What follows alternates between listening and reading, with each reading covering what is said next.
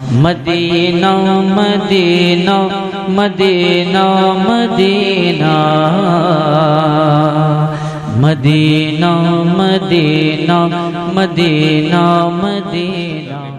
ये वो वक्त होता है दुनिया के अल्लाह औलिया सालिहीन जिक्र का की लज्जत उठाते हैं, मगर ये हमारे छोकरे रात भर मोबाइल चला के उसी रहमत की खुसूसी नुज़ूल की घड़ी में वो सो जाते हैं। जैसे रात भर कुत्ते इस गली में उस गली में, यहाँ भौंकना वहां भौंकना, यहाँ दौड़ना वहां दौड़ना। रात के 12 बजे आप जाएं, कुत्ता इधर से हुल्लड़बाजी करता है, इस गली में उस गली में, यहाँ 10 कुत्ते इधर चले गए, 5 कुत्ते उधर चले गए। और जहां ये रात का आखिरी पहर आया, सारे कुत्ते ढेर हो जाते हैं। कोई नाली में, कोई राख पर, कोई मिट्टी में, कोई दलान में, कोई सीढ़ी पे। आप फजर की नमाज पढ़ने के लिए आप जाएं, सारे कुत्ते सोए मिलेंगे आपको रास्ते में, दलान में। क्यों? ये कुत्ते की खसलत है कि वो रात के आखिरी पहर में सो जाते हैं। और मुर्ग की खसलत है कि रात भर चैन से सोना। अब जरा रहमत के फरिश्ते आने लगे तो मुर्ग बांग देने लगते हैं। रहमत के फरिश्तों को देख के मुर्गा बांग देता है। रहमत के फरिश्तों को देखकर घोंसलों के परिंदे घोंसले से निकलकर तस्बीह पढ़ते हुए वह रोजी की तलाश में निकल जाते हैं। परिंदों के चहचहाना अल्लाह की तस्बीह पढ़ना, ये मुर्ग का बांग देना अल्लाह की तस्बीह पढ़ना। ये कुत्ते हैं जो उसी खुसूसी वक्त में ढेर हो जाते हैं, और ये परिंदा है जो उसी खुसूसी वक्त में अल्लाह की तस्बीह पढ़ता है। तो अब औलिया सालिहीन कहते हैं, बंदे अपना कैरेक्टर का जायजा ले ले कि तेरा किरदार किससे मेल खाता है। परिंदों से मेल खाता है, मुर्ग से मेल खाता है, या कुत्तों से मेल खाता है। रात भर साहब फिल्में देखना, कहकहा मारना, मस्तियां करना, खूब कहकहा मारना, कॉमेडी सुनना, जिंदगी का जितना टेंशन है उसको दूर करने के लिए इलेक्ट्रॉनिक गुड्स के से करीब रहना, मोबाइल से चिपका रहना, कॉमेडी सुनना, साहब फिल्में देखना, गाने सुनना, खूब सर हिलाना। और जब रहमत के फरिश्तों के आने का टाइम हुआ तो जहां चाहा वहीं ढेर हो गया। गेस्ट रूम नहीं पहुंचा, दालान में, दोस्त के पास, दुकान में, जहां चाहा वहीं ढेर हो गया। तो अब वो उठेगा कब? दिन के 10 बजे। बोलेगा बरकत नहीं है, रहमत नहीं है, इतना कमाता हूं, क्या हो गया, सेहत नहीं है, जवानी में सीना पकड़ के बैठ गया, साहब पेट गया, साहब शादी से पहले ही टिकिया खाता है, माजून, शादी की तारीख तय हो गई है, अब मैं अपने अंदर ताकत नहीं पाता हूं, क्या करूं, रुसवा न हो जाऊं, जलील न हो जाऊं। सेहत का दुश्मन है वो जो रात का गलत इस्तेमाल करता है। सेहत का दुश्मन है वो जो 24 घंटे का मिसयूज करता है। सेहत का दुश्मन, जन्नत का दुश्मन, बरकतों का दुश्मन। बुजुर्गों ने कहा है कि अगर रहमत चाहिए तो वक्त वक्त की कद्र कर। सोते टाइम में सो जा, जागने के टाइम में जाग जा, रात के इशा पढ़ के फौरन सो जा, और फजर की नमाज से पहले उठ जा।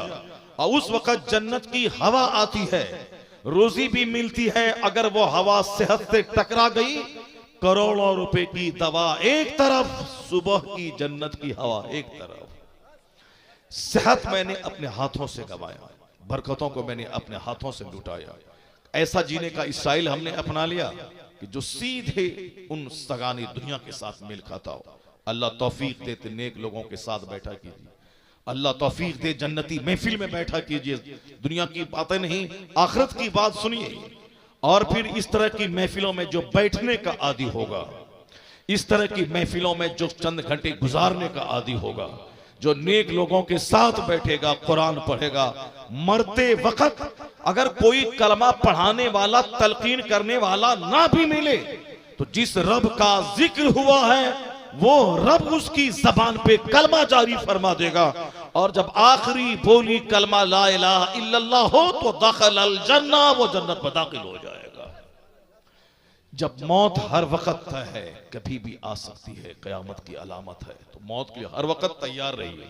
जबान को गुटखा से खाली करके रखिए, वरना कलमा पढ़ने की फुर्सत नहीं मिलेगी। गांजा मत खाइए, अफीम मत खाइए, ड्रग्स का इस्तेमाल मत कीजिए, शराब मत पीजिए। शराब पीना ही कमाल नहीं है, बल्कि शरबत पीना कमाल है। शरबत जो नहीं पीता है उसको शराब पीना पड़ेगा। जो मस्जिद नहीं जाता है उसको सिनेमा हॉल में 3 घंटे गुजारना पड़ेगा। जो इस जन्नती महफिल में नहीं आता है उसे नेताजी की चप्पल उसको ढोनी पड़ेगी। जो आलिमों को सलाम नहीं करता है उसे शराबी, पापी, जानी, बलात्कारी को सलाम करना पड़ेगा। जो नेक लोगों की सोहबत में नहीं रहता है उसे नाच गाने की सोहबत में जाना पड़ेगा। जो अपनी मां के कदम को नहीं चूमता है उसे अपनी बीवी के पांव को चाटना पड़ेगा।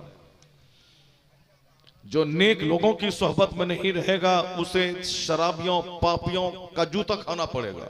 नहीं देखा आपने एक शख्स जो अपने आप को मुसलमान कहलाता था, जो कहता था कि मस्जिद मेरी जगह है, जो कहता था कि मैं कुरान पढ़ता हूं, लेकिन उसके दिमाग में यह बात समझ में नहीं आई कि कुरान क्या चीज है।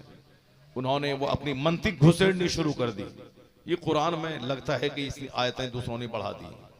उन्होंने सैयदा आयशा जो सिद्दीका है, जिनकी सदाकत की कहानी कुरान ने बयान किया, उसने उस मुकद्दस माँ पे जिनकी जिंदगी का एक एक लम्हा अल्लाह की इबादत में गुजरा।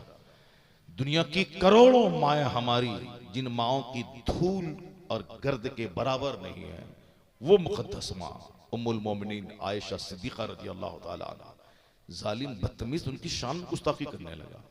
कुरान करीम जिसका कोई जवाब नहीं, कुरान करीम का हर्फ हर्फ अनचेंजेबल है। आज की तारीख में दुनिया के बेशुमार वैज्ञानिक कुरान पे गौर करते करते हक जैसे जाहिर हुआ वह कलमा पढ़ के मुस्तफा के गुलाम बन जाते हैं। अभी मेगाटे तेजासन थाईलैंड यूनिवर्सिटी का प्रोफेसर, उसने एक नई चीज दरियाफ्त की कि दर्द का एहसास चमड़े में होता है। उनसे पहले किसी वैज्ञानिक की नजर इस पर नहीं गई थी। उनकी खूब पसीराई दुनिया में हुई कि जो काम आपने किया वो किसी ने नहीं किया। मस्त था, किताबें लिखी, कई साल तक तहकीक किया, तब जाके एक नई चीज दुनिया के सामने पेश की। सऊदी अरब की राजधानी रियाद में हर साल या कई साल के बाद एक सेमिनार मुनक़िद होता है जिसमें दुनिया भर के वैज्ञानिकों को दावत दी जाती है और फिर कुरान शरीफ की आयतों और अहादीस को उन साइंसी इजादात से कंपैरिजन करा करके बताया जाता है कि मजहब इस्लाम किस कदर इस जदीद साइंस से मेल खाता है। इस तरह के लिए हर साल कुछ न कुछ नई बातें दुनिया के सामने आती। थाईलैंड यूनिवर्सिटी का प्रोफेसर उस मधु हुआ, वहां गया, उन्होंने मकाला पढ़ा कि जो काम मैंने किया है वो आज तक मुझसे पेशतर किसी वैज्ञानिक ने नहीं किया। वैज्ञानिक का यही नशा रहता है कि मैं कोई ऐसा काम करूं जो मुझसे पहले किसी ने नहीं किया हो। जैसे माइक्रोफोन दिया, किसी ने मोबाइल दिया, किसी ने कंप्यूटर दिया, किसी ने इंटरनेट दिया, किसी ने मशीन दी। हम लोगों ने क्या किया? गुटखा खाया, बीड़ी पिया, सिगरेट पिया, मर गया, माँ बाप को बदनाम किया, समाज को जलील किया, माँ बाप की नाक कटवाया, किसी छोकरी को लेके भाग गए, हमारी बेटी किसी छोकरे को लेके भाग गई। यानी उनकी जिंदगी का मकसद एक छोकरा पाना, जिंदगी का मकसद एक छोकरी को पाना, जिंदगी का मकसद बस सिर्फ एक जानवर की तरह गुजारना। साहब एक हिंदू का बेटा अभी शुभम कुमार बिहार के हमारे कटिहार इलाके का IAS में टॉप कर गया। न किसी मंत्री का बेटा टॉप किया, न किसी चीफ मिनिस्टर का बेटा टॉप किया, न किसी गुजराती का, न मराठी का, न तमिल का, न उत्तर प्रदेश का, न कश्मीर का। नहीं, वो बिहार के कटिहार जिला का एक देहाती का बेटा IAS में टॉप किया। प्रधानमंत्री से लेकर चीफ मिनिस्टर तक सबों ने बधाई दी, सबों ने कैसा लड़का है जो बिहार के देहात में पला है।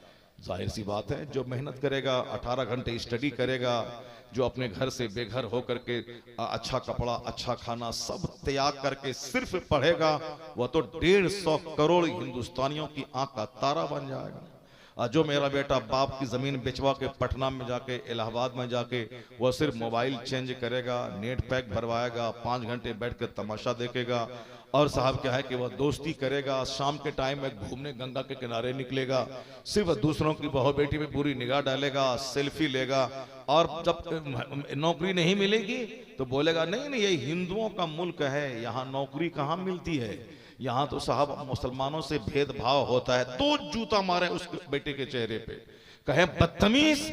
अभी ये वक्त है मोदी जी का, हिंदुस्तान के CM PM है वो, अभी साहब उत्तर प्रदेश के CM हैं पंडित जी, गृह मंत्री हैं अमित शाह जी। लेकिन इस बार जो IAS का रिजल्ट निकला है, उस रिजल्ट में 25 से 30 बच्चे मुसलमानों के IAS निकालने में कामयाब हो गए।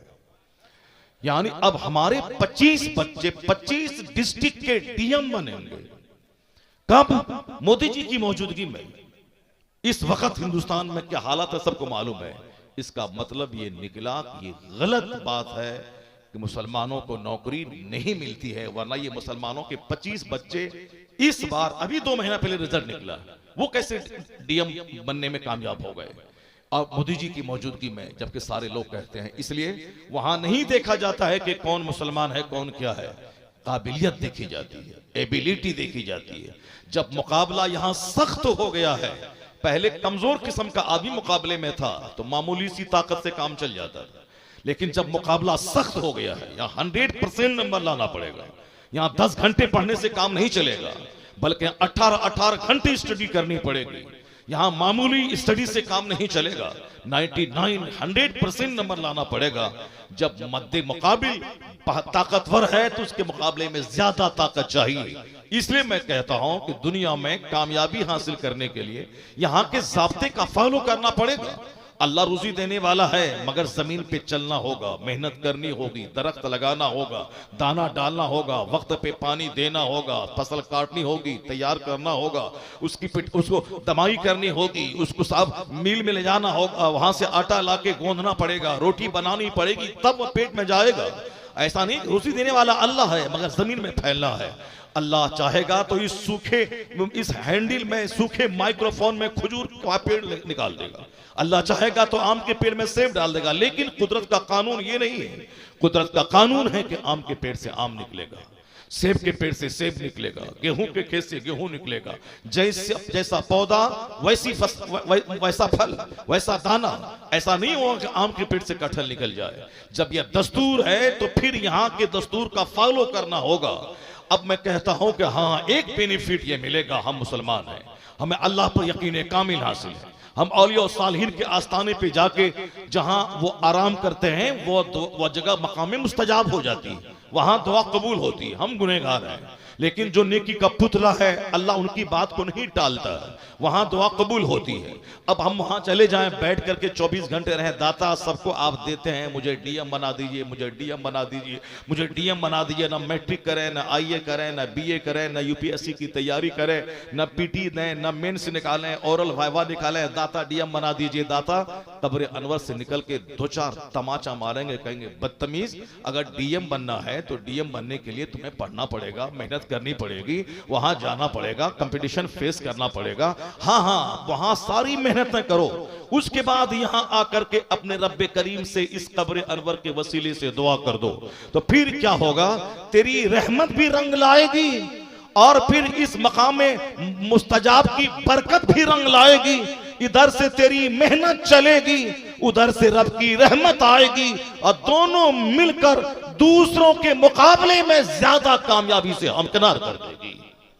यानी मेहनत करनी पड़ेगी और रब्बे कदीर पर एतमाद और भरोसा करना पड़ेगा। फिर औलिया और सालिहीन की निगाहे कर्म पड़ेगी, सबसे पहले कामयाब तुम बनेगा।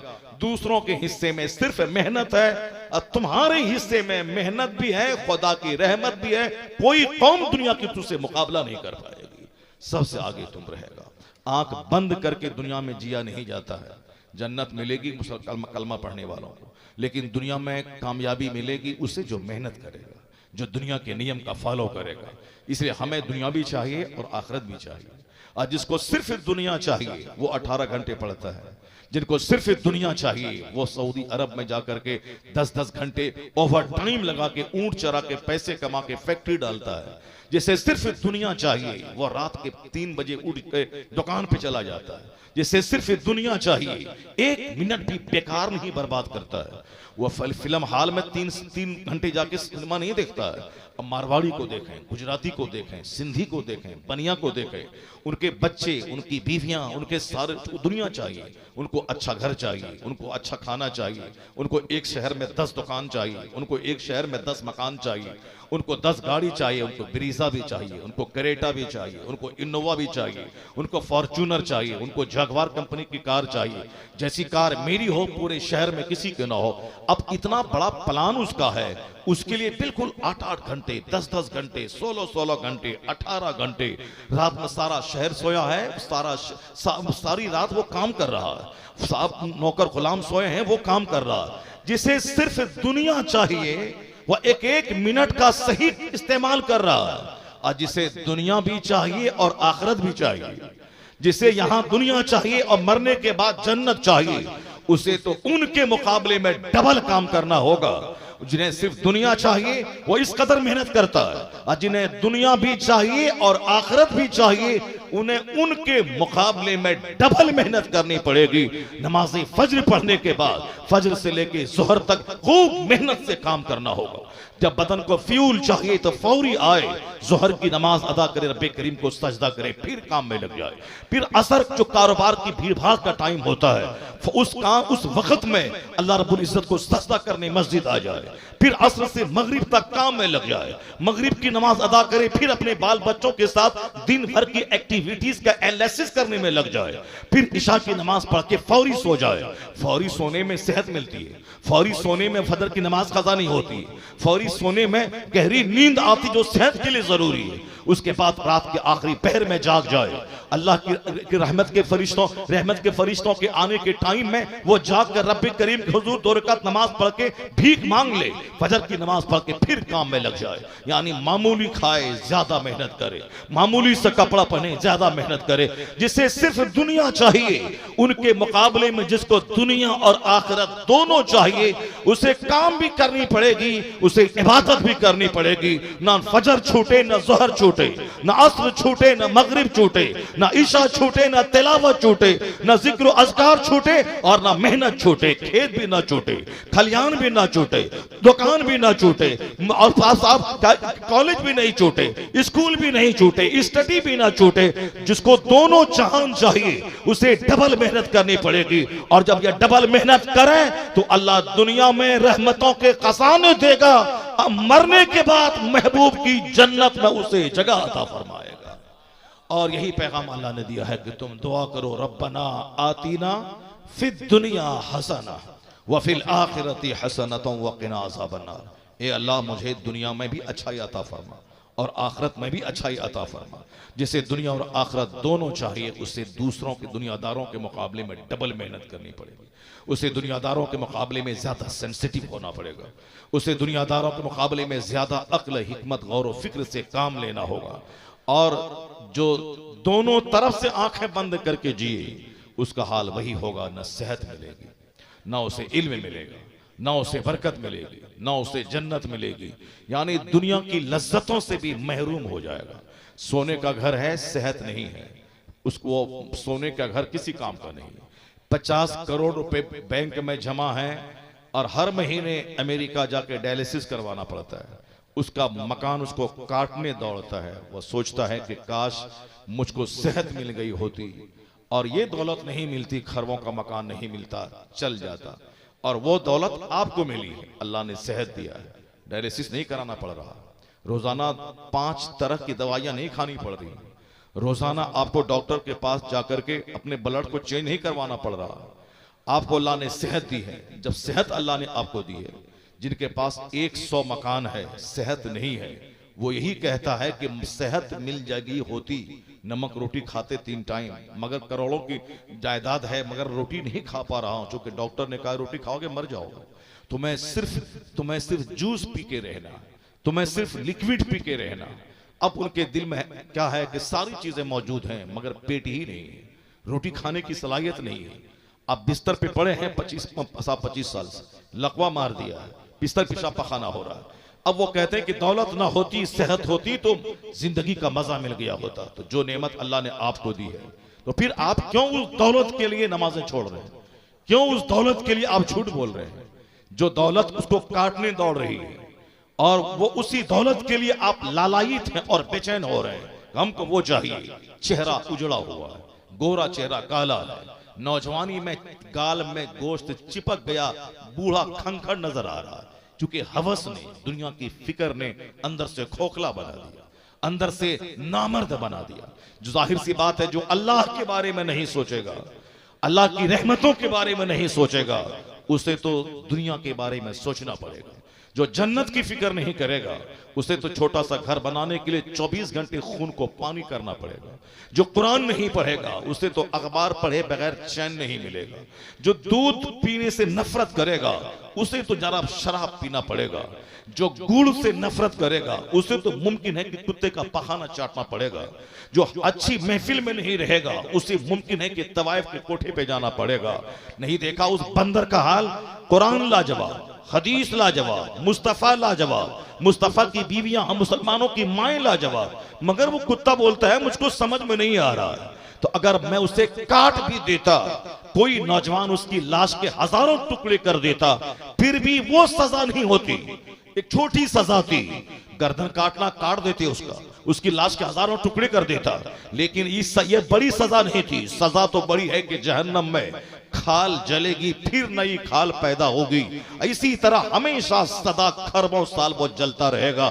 वो रुसवाई का अजाब तैयार है। इस दुनिया में दुनिया के 1200 करोड़ लोगों ने देखा कि धोबी का कुत्ता न घर का न घाट का रहा। यानी जो मस्जिद से बिदका, जो कुरान शरीफ के खिलाफ जबान खोला, हश्र क्या हुआ? चला था कुरान में एतराज करने, यहां तक कि जो मस्जिद से बिदका है सीधे डासना मंदिर पहुंच गया। जो आलिमों से बिदका है वो नरसिंहानंद जी का तलवा चाटने के लिए चला गया। जो जनाजे की नमाज से हटा है वो जाके चिता पे अग्नि डालने की वसीयत नरसिंहानंद जी की कर रहा है। यानी जिसको जनाजा अच्छा न लगे, उसको तो अपनी चिता पे अग्नि के लिए नरसिंहानंद जी की वसीयत करनी पड़ेगी। जो मस्जिद से भागेगा उसे तो डासना जाना पड़ेगा। जो शरबत से भागेगा उसे तो नरसिंहानंद का तलवा चाटना पड़ेगा।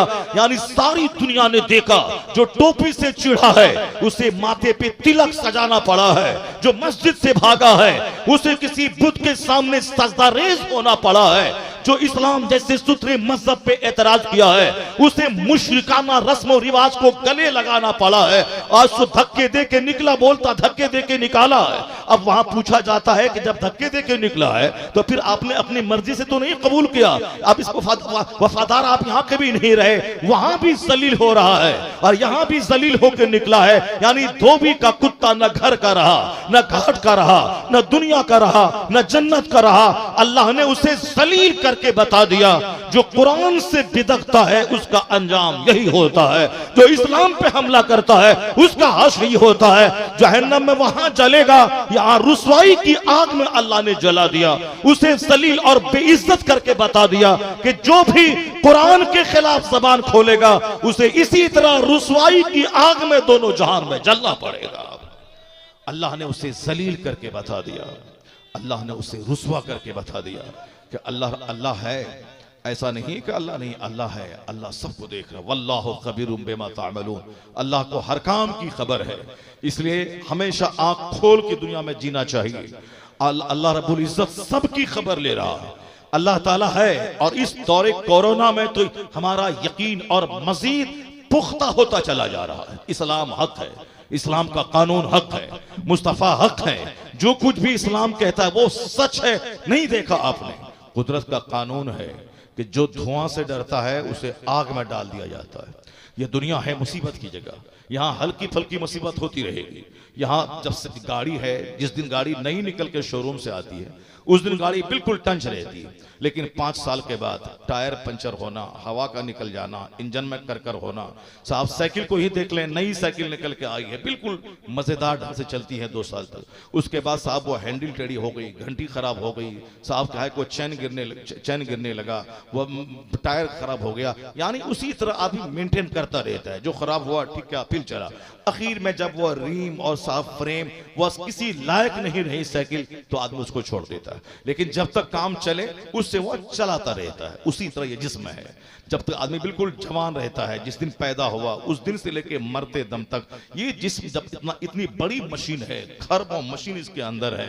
अगर कभी मिले तो कभी आप साहब ब्रेन को आप देखें कि किस कदर रगे है। कभी आप डॉक्टरों के पास जाके देखें या पेट का सिस्टम कैसा गहरा रहा है, इसी पे गौर करके बेशुमार डॉक्टर कलमा पढ़ के मोमिन हो जा रहे हैं।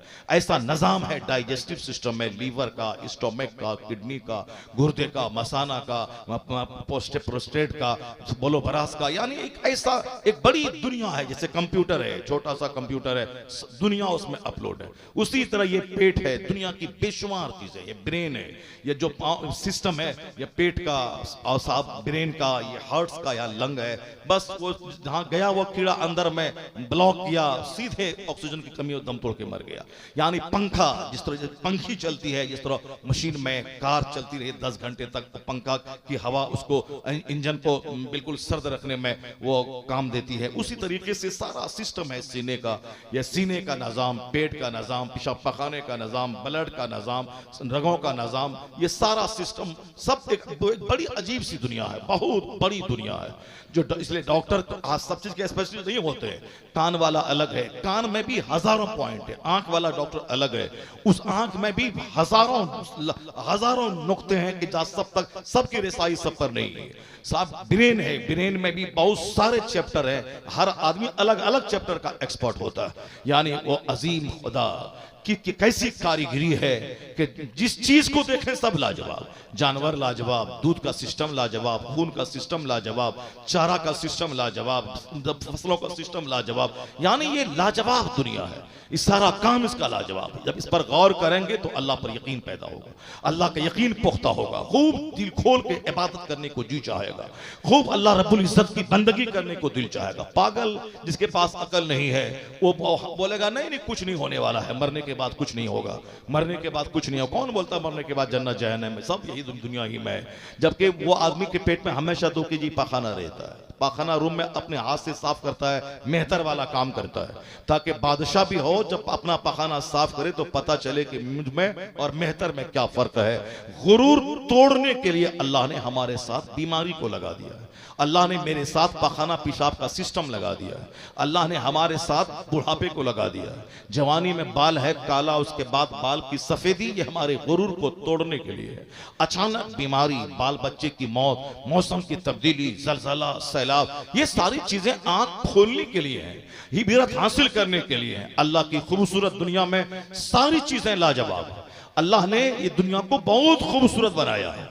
अगर आप मैदानी इलाके में रहते हैं तो कभी आप पहाड़ी इलाके में जाएं, ऐसा लगेगा कि वहां से वापस ना हो। हम लोग उत्तर प्रदेश और बिहार में खिताब करते हैं, लेकिन कभी ऊटी जाएं, कभी नेपाल के काठमांडू जाएं, कभी कश्मीर जाएं, पहाड़ ऊपर से गुजरें तो अब वहां से लगता है कि इंसानी आबादी बिल्कुल चूंटी की मानिंद, यानी डल झील को, अनंतनाग को, अब श्रीनगर में वो साहब देखें तो ऐसा लगता है कि क्या हसीनो जमील दुनिया है अल्लाह की। निशात बाग, शालीमार बाग, यानी ऊटी जाएं साउथ इंडिया में, केरला जाएं जो झीलों का स्टेट है, जिसको वह लोग अपनी जबान में खुदा का अपना मुल्क कहता है, गॉड्स ओन कंट्री केरला को कहते हैं, यानी वो इलाका है। ऐसी खूबसूरत दुनिया है। अल्लाह ने इस खूबसूरत दुनिया को बनाया था ताकि मेरे बंदे का दिल लगे, मेरा बंदा यहां रहे, जब जी करे पहाड़ पे जाए, जब जी करे समंदर के किनारे जाए, जब जी करे बाग में घूमे, और फिर रोटी भी खाए, चावल भी खाए, आलू भी खाए, सीजनल सब्जी भी खाए, काजू खाए, किशमिश खाए, अखरोट पिस्ता दाना खाए, और फिर मौसमी फल आम भी खाए, जामुन भी खाए, लीची भी खाए, और सीजनल वेजिटेबल भी खाए। एक परमानेंट सब्जी है आलू, वो भी खाए, और कभी घेरा खाए, कभी कद्दू खाए, लौकी खाए, कभी झिंगली खाए, कभी साहब सेम खाए। यानी सीजनल फ्रूट्स में अलग अलग क्वालिटीज होती है, अलग अलग गुण होते हैं, उसमें भरपूर मिकदार में प्रोटीन, विटामिन, ग़िज़ाइयत सारी चीजें होती हैं। अल्लाह ने मेरे लिए, अल्लाह का फरिश्ता नहीं कहता है, अल्लाह खाने से पाक है, वह हमारे लिए इन सारी चीजों को पैदा किया। कहीं धान की खेती की हरियाली, कभी गेहूं की खेती की हरियाली, कभी मक्के की खेती, कभी बाजरा की खेती, कहीं कपास की खेती, कहीं सेब के बागात, कहीं आम के बागात। ये इसीलिए है ताकि बंदा यहां इस दुनिया का लुत्फ उठाए, और यहां जब भी समंदर के किनारे जाए तो रब्बे करीम की कुदरत याद करके समंदर के किनारे सजदा रेज हो जाए, और जब किसी बाग में जाए उसका हुस्न देखकर मबहूत हो जाए और कहे इलाही ये दुनिया का बाग इतना हसीन है तो जन्नत का बाग कितना हसीन होगा। यानी ये बाग उसे जन्नत के बाग की याद दिलाए, उस बाग में मुसल्ला बिछा के सजदा रेज हो जाए। इलाही ये बंबई जैसा शहर जहां हिंदुस्तान की आधी दौलत रहती है, वो समंदर के किनारे कैसे आबाद है। हिंदुस्तान का सबसे कीमती इलाका वह पीटर रोड है जहां मुकेश अंबानी का 36 मंजिला घर है। वह पीटर रोड है जहां के एक एक फीट की कीमत साहब लाखों में है। वो कहां है? समंदर के किनारे। समंदर की मौजें जब उठती हैं तो लगता है कि बंबई शहर को अपने आगोश में ले लेंगे। समंदर के किनारे इतना हिंदुस्तान का सबसे कीमती शहर को आबाद किया है। समंदर है, उसके किनारे 150 मंजिला मकान मौजूद है। आखिर ये वहां जाने के बाद खुदा की कुदरत बंदा याद करे कि कैसा है वो खुदा जो समंदर के किनारे समंदर में शहर को आबाद किया है। या पूरी दुनिया के बड़े बड़े शहर वो आइलैंड है, टापू है। वो लंदन चारों तरफ से समंदर में घिरा, पेरिस समंदर से घिरा हुआ शहर, इंडोनेशिया समंदर में घिरा हुआ वो 10-11 टापू हैं जो जकार्ता, सुमित्रा, ये सब इंडोनेशिया के स्टेट्स है। वो अलग अलग सब जजीरा नुमा है बीच समंदर में। यहाँ टापू वहां टापू, वही सुमित्रा है, वही जकार्ता है। वह थाईलैंड साहब, मलेशिया, ये हिंदुस्तान का चेन्नई शहर जो 4 महानगरों में एक बड़ा महानगर है समंदर के किनारे। बंबई समंदर के किनारे, कलकत्ता समंदर के किनारे। वो साहब गल्फ कंट्रीज 3 तरफ से समंदर है, बीच में 25 ममालिक है। यानी दुनिया का 75% हिस्सा जैसे कि पानी का समंदर का हो, समुद्री इलाका, समंदर के किनारे हसीन तरीन शहर। आप बहरीन जाके देखें जहां 2 समंदर आपस में मिलते हैं, वहां वो बहरीन समंदर के किनारे। बड़ा बड़ा शहर अबू ज़हबी जो खूबसूरत शहर, वो समंदर के किनारे। दुबई समंदर के किनारे जो अमेरिका की कॉलोनी कहलाता है। यानी बड़े बड़े शहर समंदर के किनारे हैं। जब वहां जाए तो बंदा का इलाही ये पहाड़ जैसा समंदर, यहां जहां पानी मौजे मार रहा है, 1-2-4 हाथ ऊपर बढ़े तो सारा शहर समंदर में गुम हो जाए।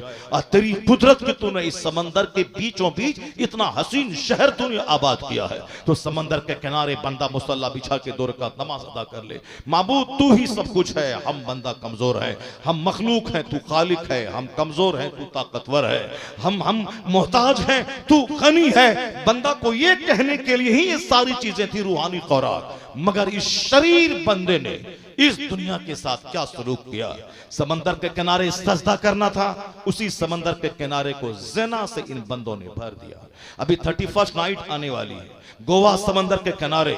अभी से वहां यात्रियों का, पर्यटक का आना शुरू हो गया होगा। अब 31st नाइट से पहले 25 को क्रिसमस है और उस 31st नाइट तक वहां क्या धमाल मचेगा।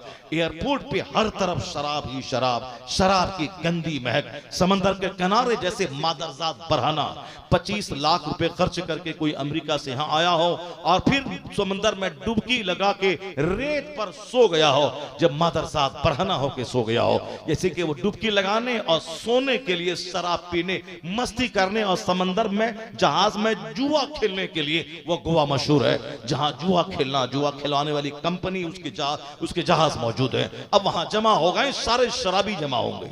अब वहां ज़िना सस्ता हो जाएगा, शराब सस्ती हो जाएगी और खूब जुआ खेला जाएगा। नए साल की आमद का इस्तेकबाल किया जाएगा। हमने शराब पीते पीते इस्तेकबाल किया, हमने जुआ खेलते खेलते नए साल का इस्तेकबाल किया है। हमने समंदर के किनारे नंगे होकर नए साल का इस्तेकबाल किया है। यानी जिंदगी का इंजॉय हमने किया, हमने इंजॉय किया है, मजा लिया है। यही है जिंदगी। खाओ पियो मस्ती करो, ये मौली साहब क्या बोलता है, खाओ पियो मस्ती करो, यही है जिंदगी। वो सब यही, खाओ पियो मस्ती करो।